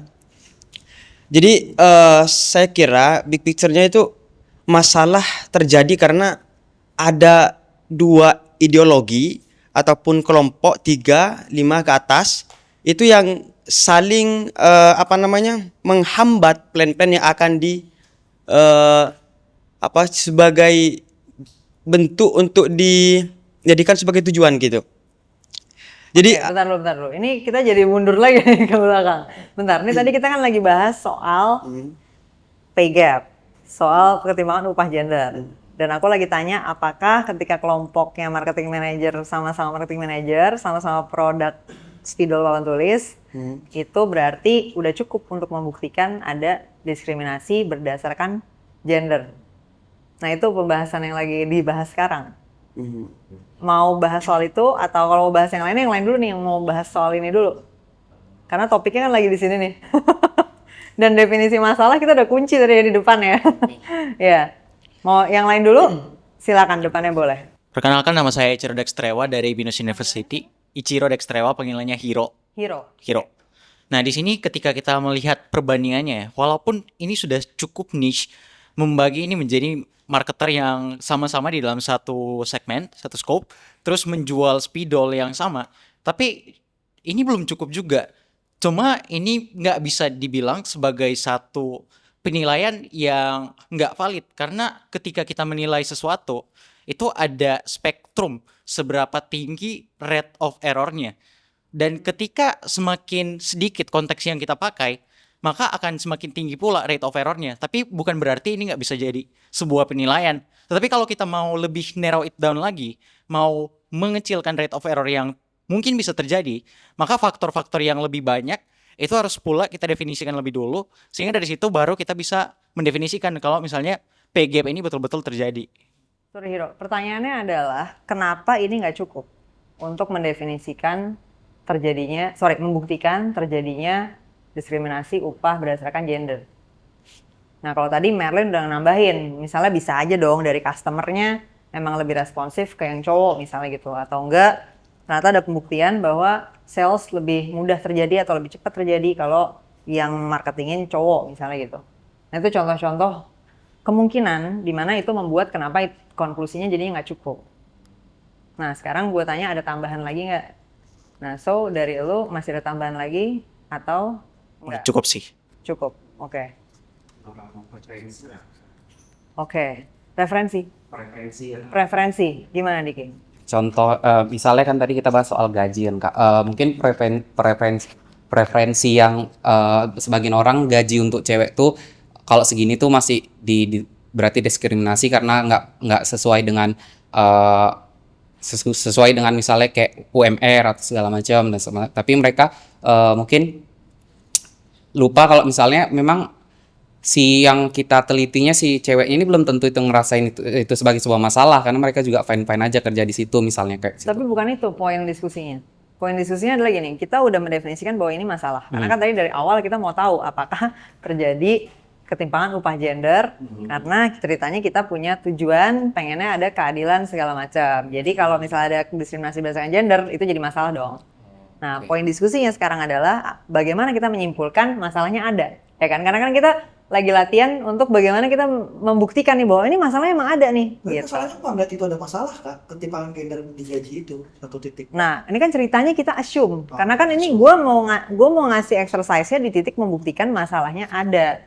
Bukan kita mau berdebat di tujuannya. Ya dong. Ya.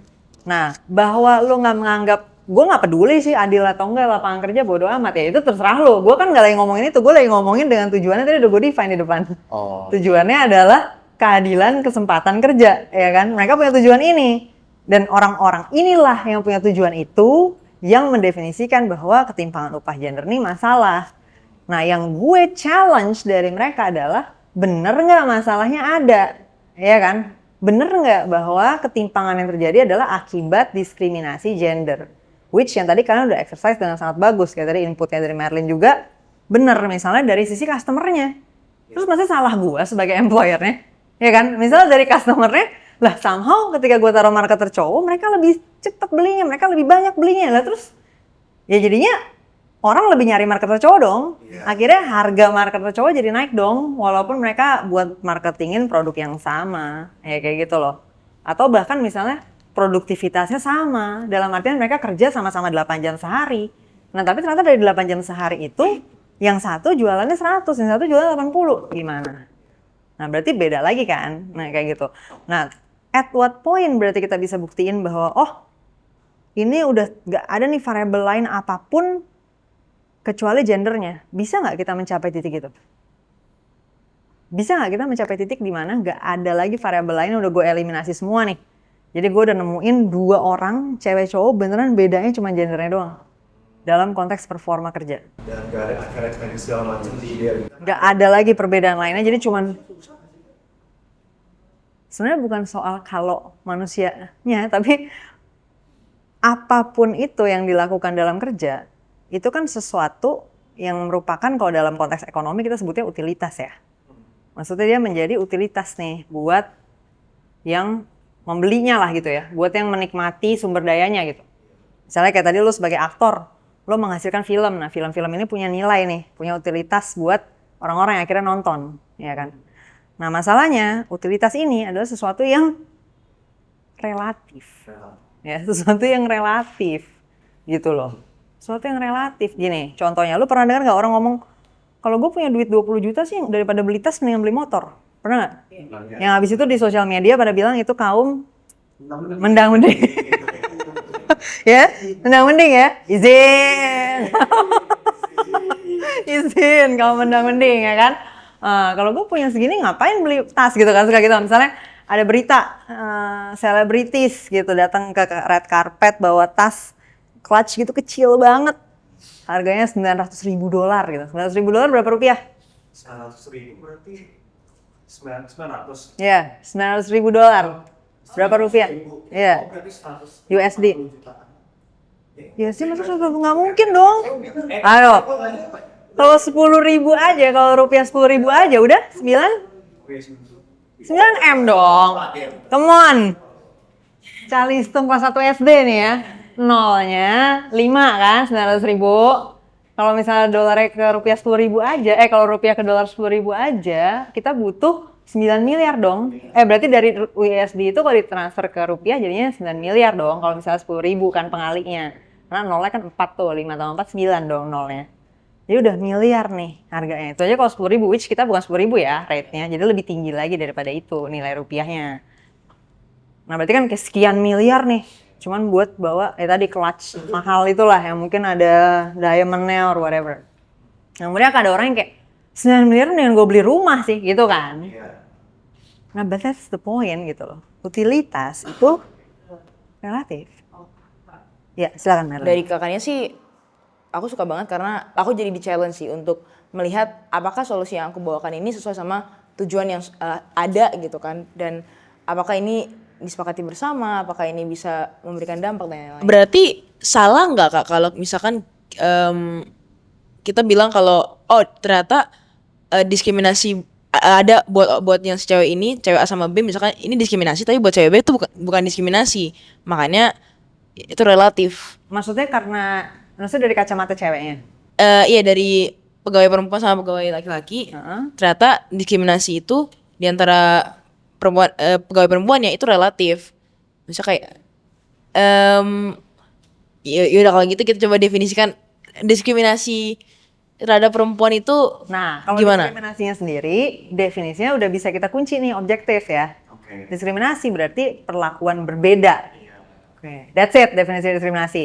Nah, ketika gue bilang ada diskriminasi upah berdasarkan gender, artinya upah orang ini beda hanya karena gendernya. Itu definisi dari diskriminasi upah gender atau gender pay gap. Ya. Nah, artinya yang harus dibuktikan adalah apakah perbedaan upah itu ada karena perbedaan gender. Nah, yang gue bahas sekarang adalah upah itu sendiri datang dari mana? Ya, kita tarik ke atasnya lagi nih. Ya, yang namanya uang yang di-generate itu revenue, itu datangnya dari mana? Dari utilitas. Dari utilitas yang dihasilkan oleh suatu aktivitas bisnis gitu loh, ya. Misalnya let's say tadi lu jualan film, jualan spidol, Taman Malaka. tumbler Malaka ya kan. Tumbler Malaka bisa ada aja yang protes kan, kayak misalnya ini mah harusnya 20.000 nih. Nah itu ngerti nggak? Ya nggak apa-apa juga dia merasa gitu kan, karena kan ini adalah relatif emang. Nah poin gue adalah gini, kalaupun kita udah buktiin nih bahwa dalam konteks performa gini, selalu bisa ada variabel relatif yang dimasukin untuk argumen, karena dan itu bisa aja valid gitu. Misalnya kayak ya bosnya dia lebih nyaman kerja sama cowok misal. Nah sedangkan kebutuhan untuk bisnis itu jalan butuh kenyamanan. Nah fair point dong kalau dia ngomong, ya buat gue utilitasnya dia lebih tinggi. That's it, itu sama kayak clutch tadi gitu. Nah gue nggak lagi bilang bahwa berarti kesimpulannya berarti nggak apa-apa dong Chan, biarin aja dong cewek-cewek gaji rendah. Bukan gitu. Poin gue adalah dengan lo memahami variabelnya dengan benar, nah, lu bisa pikirin solusinya atau apapun itu. Kalau misalnya lu mikir gue pengennya pendapatan cewek sama dong, ya berarti kita pikirin misalnya kenapa ya bosnya lebih nyaman kerja sama cowok, misal, ya kan? Kalau enggak, kenapa ya orang-orang kok lebih percaya sama cowok, misal. Jadi kita cari kenapa nih utilitas dia kok lebih tinggi ya. Tapi kita ngerti dulu nih bahwa akar masalah itu kan yang tadi gue mau jawab ya, bahwa salah satunya tentang tadi kan ada pertanyaan, gimana ya cara kita mengidentifikasi ini nih masalahnya gitu kan? Karena kayak bisa jadi kurang big picture atau kurang akar lah gitu masalahnya. Nah ini adalah contoh exercise-nya maksud gue, ya, bahwa dalam konteks upah gender tadi, gini cara lu mikir harusnya gitu, bahwa lu cek lagi bener nggak ini, bener nggak ini diskriminasinya karena ini, oh nggak benar, kalau kita coba ini gini nggak, kalau ini bisa gini nggak. Nah kalau udah lu nyampe ke akar, oh ya tapi kan selalu ada utilitas yang menjadi akar dari semuanya. Nah kalau kayak gitu pasti relatif dong, kalau relatif berarti gimana solusinya gitu loh. Jadi lo jangan sampai terjebak pada label-label doang nih. Karena kan di mana-mana banyak ya label-label ya. Misalnya ya contoh isu tadi pembungkaman misalnya. Oh di mana-mana lagi rame nih. Kampus tuh ada pembungkaman, Bener nggak ada pembungkaman? Bener nggak itu masalah? Nyambung nggak ke tujuan dari pendidikan tinggi? Lo harus pikirin itu semua sebelum lo kejebak di dalam label-label, ya kan, di dalam istilah-istilah yang populer ini gitu. Ya contohnya tadi gender pay gap. Atau bahkan contoh lain lagi misalnya patriarki. Atau neolib, ya kan? Waktu itu kan kita berdebat panjang tuh ya malah soal neolib. Nah, misalnya masalah dunia ini ada karena, pernah dengar nggak ada yang bilang bahwa ketidakadilan itu datang karena sistem yang kita bikin? Setuju nggak lo? Bahwa ketidakadilan itu ada karena sistem yang kita bikin. Jadi sebelum ada sistem berarti nggak ada ketidakadilan dong harusnya. Merlin, gimana? Menurut lo nggak begitu? Menurut lo ketidakadilan bukan datang dari sistem? Bukan datang dari sistem, kan sistem yang menjalani kan orang-orangnya. Ya. Ketika orang-orang yang di sistem itu tidak bisa berjalan beriringan dengan sistem yang sudah dibuat, berarti nggak works dan ya nggak bisa. Jadi kita misalnya ambil contoh, udah ada sistem dibuat supaya orang ketika naik KRL, naik di eskalator itu yang sebelah kanan jalan gitu. Tapi dari orang-orangnya aja mereka tidak berpikir atau tidak merasa ada urgensi buat ya kalau di eskalator harus jalan gitu. Ya nggak bisa, padahal sistemnya udah biasa supaya lebih cepat, lebih baik begini. Tapi kalau orang-orangnya tidak, iya orang yang lain mau ada yang mau nambahin silakan belakangnya. Sorry, siapa tadi namanya? Fahmi. Fahmi, silakan. Sorry, tadi boleh diulang nggak pertanyaannya supaya lebih nyambung deh gitu, Ya, lebih kan nyambung. ada yang bilang bahwa ketidakadilan itu datang dari sistem yang ada, gitu. Ya. Ketidakadilan atau jangan ketidakadilan kali ya, lebih ininya lagi mungkin ketimpangan kali ya. Timpangan, Inequality gitu. Ada yang bilang inequality itu ada karena sistem yang kita buat. Misalnya kayak sistem kapitalisme, orang suka nyebut itu sebagai sistem yang gue sebenarnya kurang setuju term tersebut disebut sebagai sistem, gitu. Maksudnya sebagai sistem negara karena it's not actually. Nah, cuman kalau orang nyebutnya gitu. So let's say ya misalnya kayak gitu. Nah, pertanyaan gue tadi setuju atau enggak? Tadi Merlin sempat bilang gue nggak setuju karena bukan sistemnya tapi orang yang jalaninnya. Nah, dari lu gimana, Fahmi? Berarti pertanyaan di sini tuh adalah aku bakal coba lurusin dulu. Berarti pertanyaan itu adalah apakah misalkan ketimpangan itu ada karena sistem setuju atau tidak gitu. Itu pertanyaannya itu. Kalau menurut aku sendiri ya tadi kan Marilyn bilang setuju. Tidak setuju. Oke, tidak setuju. Kalau aku sendiri bilang mungkin setuju sih. Karena kalau misalkan emang jawabannya terhadap argumennya Merlin gimana? Jawaban terhadap tadi argumen. Ya, argumennya Merlin adalah bukan karena sistem ya. Misalnya lu udah bikin sistem nih bahwa aturan mainnya adalah ya tadi misalnya contoh kalau KRL berarti lo kalau naik eskalator lo yang sebelah kanan tuh jalan. Jadi kalau sebelah kanan jangan berhenti. Kalau misalnya berhenti lo di kiri misalnya kayak gitu. Tapi orang-orangnya nggak ngikutin aturan itu. Nah berarti bukan karena sistemnya dong, dia argue kayak gitu. Tapi karena orang yang menjalankan sistemnya nggak ngikutin sistemnya justru. Oke, berarti Nah argumen lo gimana?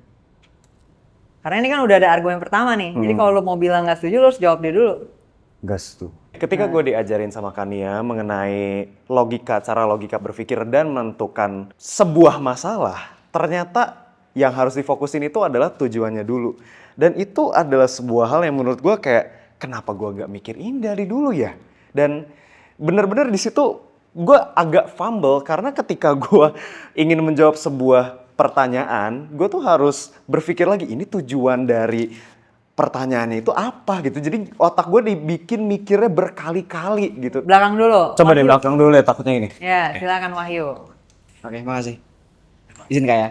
Karena aku orang sejarah, kebetulan kalau misalkan kita bahas mengenai ketidakadilan atau inequality, Ketimpangan. ketimpangan, Ya, sorry, lebih tepat. ketimpangan itu bakal selalu ada. Karena gini, Bakal selalu ada maksudnya terlepas dari sistem ya? Yes, terlepas Berarti dari lu mau sistem. bilang bukan itu sebenarnya. bukan itu, karena memang it's the consequence of life. Itu adalah konsekuensi dari kehidupan. Jadi ketimpangan adalah keniscayaan. Begini misalkan. Tepuk tangan dulu untuk Wahyu. Ketimpangan adalah keniscayaan. Ya, ketimpangan itu keniscayaan. Misalkan kita hidup misalkan zaman purba deh. Kita lagi zaman kita lagi gugu gaga, kita lagi nyari kayak mamut gitu-gitu lah. Ya kan? Kita nggak bisa akan tahu kita bakal ada di semacam, dulu kan keluarga ya. Dulu belum ada negara, belum ada state. Kita nggak akan tahu kita lahir di sebuah keluarga yang punya sumber daya banyak atau tidak gitu. Dan kita nggak akan tahu pada saat itu kita bisa ngumpulin banyak banget sumber daya untuk bertahan hidup gitu. Dan tiba-tiba kita nggak tahu kok, misalnya tiba-tiba ada orang keluarga lain random yang hilang kita. Maksudku ya it's the consequence of life aja gitu. Ya beginilah hidup. Maka dari itu, karena hidup penuh dengan ketimpangan, maka sistem itu dibuat untuk menyelesaikan ketimpangan itu. Oke, tepuk tangan lagi buat Wahyu. Ya, sebenarnya gue mau bilang itu. Tapi nggak fully kayak gitu banget ya. Cuman gini, iya, tapi poinnya gini. Jawaban Merlin adalah sistem ketika udah ada sistem. Ketika udah ada sistem, betul ada lagi problem orang. Jadi bisa jadi output dari sistem bukan bergantung pada sistemnya. Jadi ketika ternyata ada ketimpangan padahal sistemnya misalnya udah bagus, ya emang ada faktor orang lagi yang menjalankan sistem tersebut. Makanya kan ada istilah kayak there's no true communism. Selalu ketika komunisme diprotes berdasarkan praktek yang udah ada, mereka selalu bilang itu bukan komunisme yang sebenarnya. Karena udah dijalanin sama Soviet waktu itu ya. Salah, nggak kayak gitu. Kuba nggak kayak gitu kan. Vietnam nggak kayak gitu, Cina nggak kayak gitu. Ya semua selalu bilang nggak kayak gitu maksud sistemnya. Ya oke, ini perdebatan yang nggak ada ujungnya. Tapi intinya itu adalah contoh di mana orang masih bisa membedakan lagi memang sistemnya dengan orangnya. Orang ini bisa jadi interpreternya, ya siapa yang terjemahin, siapa yang ngejalaninnya. Nah tapi itu mungkin udah di era lumayan sekarang ya. Nah sedangkan jawaban Wahyu itu mundur lagi agak ke belakang nih. Yang dimana itu adalah poin yang mau gue argue di sini, bahwa ketika lo dapet ada premis gitu ya, bahwa tadi ya kan ketimpangan tuh ada gara-gara sistem. Nah kita harus cek dulu nih, walaupun ini udah seterkenal apapun premis ini ya, tapi lo harus cek dulu bener nggak ya kayak gitu. Nah salah satu yang bisa ditelusurin adalah dengan sangat simpel, yaitu sejarah gitu. Sesimpel itu sebenarnya. Ketika lo balik ke belakang sebelum sistem itu ada, ketidakadilan ada nggak, ketimpangan ada nggak? Nah kalau misalnya itu tetap ada, ya berarti nggak ngaruh sistem ini. Maksudnya berarti bukan datang dari sistem ini, bukan nggak ngaruh. Tapi ya kan, berarti it didn't come from the system dong, karena dia udah ada dari awalnya. Nah, kalau tadi misalnya Wahyu ngasih contohnya, ya lu tiba-tiba, ya pokoknya keluarga lu berburu bisa jadi dapetnya segini, tiba-tiba ada keluarga lain dapetnya segini. Nah, tapi big picture-nya dari itu adalah, lu lahir di kondisi geografis yang berbeda, gitu. Bisa jadi ada orang lahir di tempat yang emang ini lebih subur nih, binatangnya lebih banyak atau apa segala macam. Sebenarnya ada orang lain yang lahir di tempat yang lain yang lebih kering, lebih susah untuk ada binatangnya hidup dan lain sebagainya. Akhirnya, gizi mereka timpang. Jumlah binatang yang mereka bisa buru timpang, atau bahkan yang satu lagi lebih sulit untuk dapat binatang itu sendiri. Jangankan ketimpangan, belum nyampe ketimpangan, tapi dapat atau enggak gitu. Jadi di daerah yang satu anak-anaknya bisa hidup semua, beranak 10-10-nya hidup sampai dewasa. Sementara di yang satu lagi, satu hidup aja udah syukur gitu misalnya kan, karena nggak dapat air, nggak dapat sumber protein dan lain sebagainya. Nah belum lagi kalaupun hidup, ternyata gizi yang berbeda itu menyebabkan kognitif yang berbeda. Nah akhirnya ketika gamenya ketemu nih, tiba-tiba tribe ini berkembang kan, ketemu ini kalah langsung sama kognitif yang ini udah 100 kali lipat dari yang ini, mau gimana gitu kan. Nah sedangkan kadang-kadang kita selalu berpikirnya adalah salah kita nih, salah kita, belum tentu. Justru kita, tadi benar, justru kita datang dengan konsep bisa nggak ya ini dibikin lebih nggak timpang justru, lebih equal. Dengan cara globalisasi. Trade dengan perdagangan, itu kan kita yang bikin konsep seperti itu. Nggak ada tiba-tiba gula atau beras dari pulau ini itu pindah ke pulau sana, kan nggak ada gitu loh. Nah kalau dibilang misalnya ini kan gastrokolonialisme, Chan. Loh sekarang gue tanya, untuk makanan asli daerah situ efisiensinya berapa? Orang tuh nggak mungkin milih solusi yang lebih buruk dong, ya nggak? Misal lu dari kemarin lu daerah ini, lu makan dari kemarin makan A. Terus gue datang, makan nih, makanan B. Lo coba makanan B nggak enak, harganya mahal, lama. Datangnya kan dikirim dulu pakai kapal segala macam. Lah ngapain gue milih makanan B? Ya nggak? So sometimes kita pilih makanan lain emang sesimpel karena itu lebih efisien aja. Nah mungkin ada konteksnya, enggak Chan, tapi ini jelas ada intervensi gini-gini. Oke, mungkin ada yang seperti itu. Tapi again, nah inilah poin dari exercise ini, ya kan? Exactly. Bahwa lu harus selalu menguji lagi, bener nggak sih ini premis yang dibilang gitu loh. Bener nggak sih bahwa orang-orang ini di gastrokolonial, misalnya kayak bener nggak ini orang milih makanan ini karena emang dia dipaksa, karena emang dia dijajah segala macam misalnya ya, dilakukan opresi dan lain sebagainya. Lah kalau ternyata enggak sih Chan, sebenarnya emang karena makanan dia nggak se-efficient itu. Ya, then it makes sense dong dia pindah ke makanan lain gitu kan, karena kayak ngapain lu 23 jam nyari makan doang gitu kan. Ya kan karena ada daerah yang seperti itu loh gitu. Kita nggak bisa membayangkan semua daerah tuh makanannya yang gampang tumbuh gitu loh. Maksudnya yang panen, sekali panen langsung berlimpah ruah, kan revolusi agriculture kan kayak gitu. Tiba-tiba sekali panen langsung bisa boom gitu kan. Cukup untuk satu, bener-bener seluruh populasi masyarakatnya makan tuh cukup. Bahkan lebih, makanya akhirnya bisa trade tuh ke tribe lain. Nah ada daerah seperti itu. Ada daerah lain yang untuk dapat makan mesti berburu dari hari ke hari, dari hari ke hari. Akhirnya waktu dia tuh habis buat nyari makan. Nah, but then again, peradaban yang sana yang udah dapat makanan berlimpah ruah tadi, udah menciptakan pelukis dan filsuf yang akhirnya duluan punya, ya kan, punya sistem hukum, punya demokrasinya begini. Ya iyalah dia dari 6 bulan kerjanya cuman seminggu gitu kan. Seminggu nanam, seminggu panen misalnya, 2 minggu, maksimal 3 minggu let's say. Sisanya gabut, keluarlah seniman segala macam. Nah yang satu lagi masih sibuk berburu aja tiap hari. Iya kan? Nah bukan gara-gara orang yang ngerti nggak? Tapi situasinya is unequal kayak gitu loh. Dari awalnya dia udah ada ketimpangan di situ. Nah justru again, bukan gue bilang ya berarti udah dong biarin aja. Bukan, ya justru itu poin gue adalah ketika lo mendesain solusi sosial, lo harus paham bahwa ground nature-nya sudah problematic gitu loh. Bukan berarti yang lo fokusin cuman kayak, oh ya udah kita ganti sistemnya. Bukan, ini ground dari awalnya emang begini nih. Nah berarti ada cost yang harus dibayar untuk mengubah itu gitu loh. That means inequality is zero cost, equality is costly. Gitu loh. Equality justru harus diusahain, nggak bisa cuman dibiarin aja, nggak bisa. Justru itu karena emang naturalnya dia akan unequal terus. Nah kayak gitu. So kalau lo mau dibikin equal, kesempatannya segala macam ya ada effort yang dilakuin di situ. Gitu. Jadi nggak cuman kayak ya ini kan kita jadi unequal gara-gara ada penjajah, gara-gara ada kapitalis maruk segala macam, ya enggak. Groundnya udah kayak gitu. Nah bahwa ini ada tindakan yang jahat lagi dilakukan oleh siapa-siapa ini tadi, pelaku-pelaku kejahatan dalam sejarah, ya iya, itu harus dilawan, oke. Poin gue adalah karena lo tugasnya problem solving, yang dimulai dari mengidentifikasi masalah, lo harus selalu menguji, bener nggak nih premis-premis yang populer ini, yang udah semuanya seakan-akan udah bener nih, udah pasti ini masalah, padahal kalau lo uji dikit aja, mikir 2 menit lebih panjang aja, lo udah tahu, that's wrong. Bukan itu masalahnya, kayak gitu. Oke, ada pertanyaan lagi? Masih sisa 10 menitan kira-kira?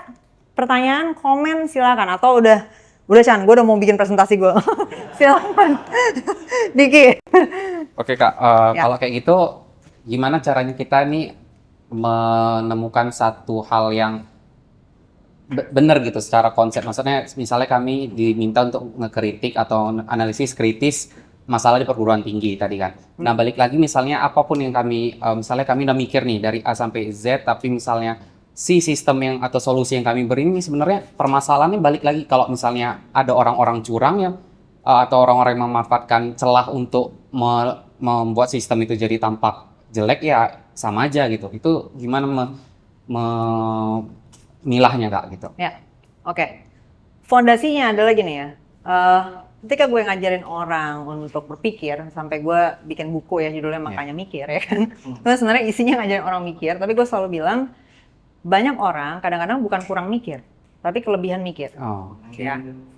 Jadi mikir itu nggak selalu salah hanya karena lu nggak mikir sih atau nggak lu kurang mikir, enggak. Kadang-kadang kelebihan mikirnya justru ya. Nah dalam konteks ini jangan sampai lu kelebihan mikir ya. Maksudnya apa? Jangan sampai overthinking kemana-mana. Fondasi dari analisis lo adalah ini aja. Ya, ini aja. Ini udah kita bahas dari awal tadi ya. Fondasi dari analisis lo adalah ini aja. Artinya yang pertama, lo pikirin tujuannya. Tujuan pendidikan tingginya apa ya? Yang mau gue anggap sebagai tujuan. Misalnya, oh tujuan pendidikan tinggi ada 1000 Chan. Ya nggak mungkin dong lo ngurusin 1000 itu kan. Nah kan justru itu poin dari pertanyaannya. Bahwa lo diminta menjelaskan kenapa lo memilih itu. Misal lo pilih satu, lo pilih ini kenapa? Misalnya, oh karena menurut gue ini yang paling akar dari semuanya. Atau enggak, oh karena menurut gue ini yang paling bisa kita selesaikan dengan budget APBN yang ada. Atau karena apa nih, kenapa lu milih masalah ini? Kan gue nggak minta lu define semuanya kan. Nah, maka lu definisikan masalah itu berdasarkan tujuannya. Let's say dari 100 tujuan, lu ambil satu. Ini, lu pilih tujuan A gitu kan. Ya udah, lu definisikan tujuannya, and then lu cari hambatannya. And then lu lakukan hal seperti tadi, lu buktikan bahwa itu hambatannya memang ada. Bahwa benar tujuannya jadi nggak tercapai gara-gara itu. And then baru lu jelaskan kenapa lu memilih itu. Ya, kenapa lu memilih hambatan yang mau diselesaikan itu. Karena let's say dari tujuan yang lu pilih, hambatannya juga banyak nih. So ada A, B, C, D, E. Tapi ini yang harus diselesaikan duluan misalnya. Nah mikirnya tuh sesimpel itu. Maksudnya jangan overthinking kemana-mana. Ya.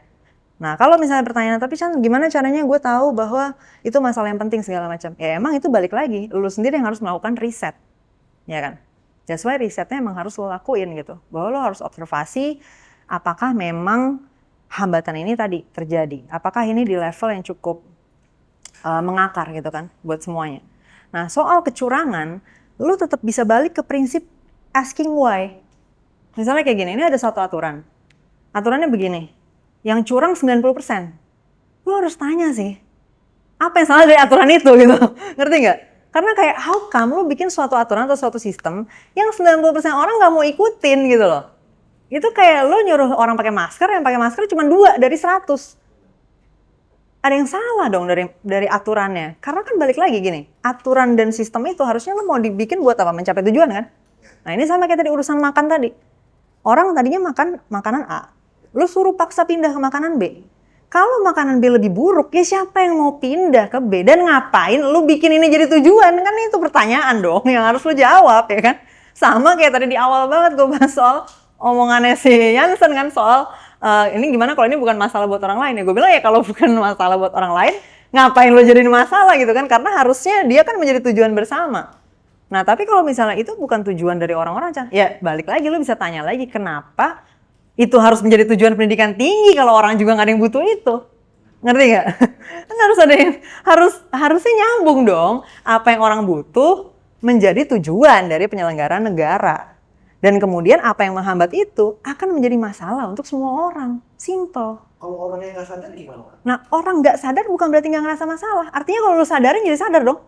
Simple, sama kayak krisis iklim. Iya kan? Gue tinggal di kota, gue nggak tahu nih apa yang terjadi. Tapi kan bukan berarti masalah yang nggak ada. Ketika dikasih tahu, lo kalau misalnya terus kayak gini, kita nggak punya oksigen lagi, sesak napas, gini. Gara-gara pertambangan, bikin ekosistem penghasil oksigen rusak. Akhirnya orang-orang nggak bisa napas. Nah sekarang belum terjadi di rumah lo, tapi udah terjadi nih di sini. Kan orang jadi takut habis itu, akhirnya jadi sadar. Nah kalau misalnya lo juga nggak punya argumennya untuk menunjukkan itu masalah, ya again, why do you make it a problem dong? Tuh bikin banget ngerti nggak? Harusnya kan logiknya balik lagi ya. Orang punya kebutuhan, itu harusnya menjadi akarnya. Warga-warga punya kebutuhan, negara menjawab kebutuhan itu dengan sistem, program dan lain sebagainya. Lo di sini diminta mengidentify masalah dalam program ini atau penyelenggaraan ini. Nah artinya nyambung semua dong. Nah kalau misalnya ada masalah, ini nggak ada yang nganggap ini masalah, Chan. Ya berarti ini harusnya nggak jadi program. Karena ini berarti nggak ada yang butuh juga gitu loh. Ya, kalau ini ada yang butuh, pasti ini akan disetujuin sebagai masalah. Simple. Itu kayak orang-orang yang bikin bisnis terus marah ngerasa marketnya belum teredukasi enough gitu loh. Ya kan, misalnya bikin bisnis, produknya nggak ada yang beli. Terus jawabannya, ya gimana marketnya terlalu bodoh sih buat produk gua. Ya ngawur, ngapain lu bikin produk yang orang nggak terasa terserve kebutuhannya, iya kan? Ya enggak dong, lu di sini untuk serving apa yang dibutuhin sama masyarakat ceritanya kan, karena lu sebagai penyelenggara negara nih gitu ya. Oke, anything else? Masih 5 menit? 2 menit? Oh udah selesai, oke sorry udah habis waktunya. Thank you so much, tepuk tangan dulu buat semuanya. Seru banget. Pertanyaan-pertanyaannya seru dan jawaban-jawabannya tadi semua seru. Makasih banyak udah berpartisipasi, super aktif di kelas gue. Mudah-mudahan sesi hari ini membantu teman-teman lebih clear dalam berpikir, lebih jernih dalam nantinya melihat dan mengidentifikasi masalah. Oke, thank you. Gue cabut dulu, guys. Bye.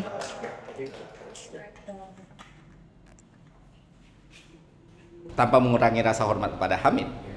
Ya, kalian yang 10 di sini videonya lebih bagus dari Hamid. Ada nggak kalian ngerasa sakit hati Hamid terpilih? Bohong. Karena mostly manusia di Indonesia diajari berpikir secara vertikal dan linear. Dan sementara ketika lu mau mencapai keberhasilan, vertikal linear lu pun nggak cukup. Lu harus mampu berpikir lateral. Nah inilah. Dan Hamid melakukan itu gitu. Tapi kalau misalkan ditanya nggak pantas kenapa Hamid, izin Hamid ya. Ini menurut keyakinan saya. Jujur kemarin pada saat awal itu lumayan pro atau kontra, itu bingung menentukan sikap karena membaca komentar-komentar juga dari postingan beasiswa revolusi tentang Hamid gitu kan. Tapi at the end setiap orang punya jalan masing-masing sih. Bedanya kan ya sama Bang Ferry, storytelling ya.